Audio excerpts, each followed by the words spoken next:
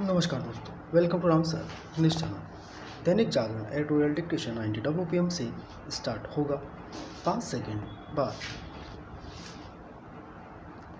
Dictation start. Iran से दोबारा शांति वार्ता शुरू करने के संकेतों के बीच अमेरिकी राष्ट्रपति ट्रंप ने जिस तरह चीन और साथ ही अन्य सभी के लिए होर्मुज समुद्री मार्ग खोलने की बात कही, उससे यही पता चलता है कि वे आखिरकार इस नतीजे पर पहुंचने के लिए विवश हो रहे हैं कि युद्ध से किसी समस्या का समाधान नहीं होने वाला।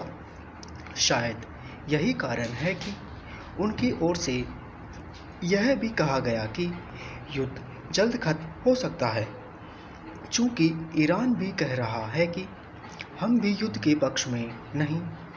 इसलिए यह कहा जा सकता है कि युद्ध विराम जारी रहेगा और दोनों पक्ष उसे स्थायी रूप देने के उपाय करेंगे।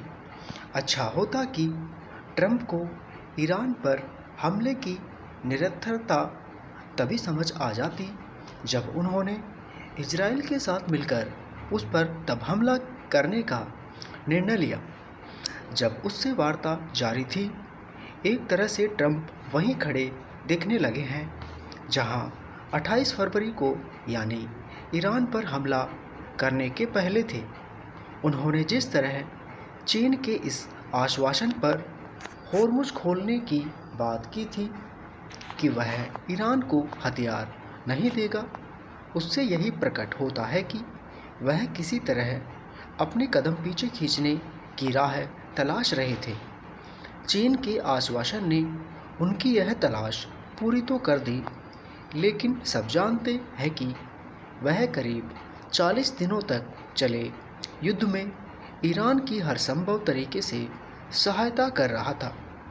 पश्चिम मीडिया माध्यम ही यह बता रहे हैं कि ईरान ने किस तरह चीन के जासूसी सैटेलाइट के सहारे खाड़ी देशों में अमेरिकी अड्डों को निशाना बनाया। ईरान और चीन की प्रगाढ़ता किसी से छिपी नहीं।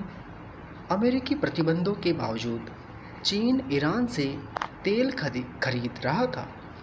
इसी कारण जब ट्रंप ने होर्मुज की नाकाबंदी करने की घोषणा की तो उसने अपनी सख्त आपत्ति जताई। ईरान के चीन के साथ साथ रूस से भी खास रिश्ते हैं और यह किसी से छिपा नहीं कि ये तीनों देश अमेरिकी प्रभुत्व स्वीकार करने को तैयार नहीं और वे उसे चुनौती देते ही रहते हैं। यह एक तथ्य है कि ट्रंप तमाम कोशिशों के बाद भी रूस यूक्रेन युद्ध समाप्त नहीं करा सके और टैरिफ मामले में उन्हें चीन के समक्ष झुकना पड़ा। ईरान ने भी उनके प्रतिबंधों की परवाह नहीं की। इस पर हैरानी नहीं कि ट्रंप चीन जाने को तैयार है और यह अपेक्षा कर रहे हैं कि वहां के राष्ट्रपति उन्हें गले लगाएंगे। फिलहाल यह कहना कठिन है कि अमेरिका और ईरान के बीच होने वाली दूसरे दौर की वार्ता किसी ठोस नतीजे पर पहुंचेगी या नहीं, लेकिन यदि दोनों ही पक्ष तबाही से बचना चाहते हैं तो फिर उन्हें अपने अड़ियल रवैये का परित्याग करना होगा। जैसे ईरान को समझना होगा कि वह अपने ही नहीं चला सकता, वैसे ही अमेरिका को भी इस कटु सत्य को हजम करना होगा कि वह विश्व को अपने हिसाब से संचालित नहीं कर सकता। स्टॉप। दोस्तों, इसकी PDF आप हमारे टेलीग्राम चैनल से ले सकते हो, जिसका लिंक वीडियो को डिस्क्रिप्शन बॉक्स में है। तो आज के लिए बस इतना ही। तब तक के लिए जय हिंद, जय भारत।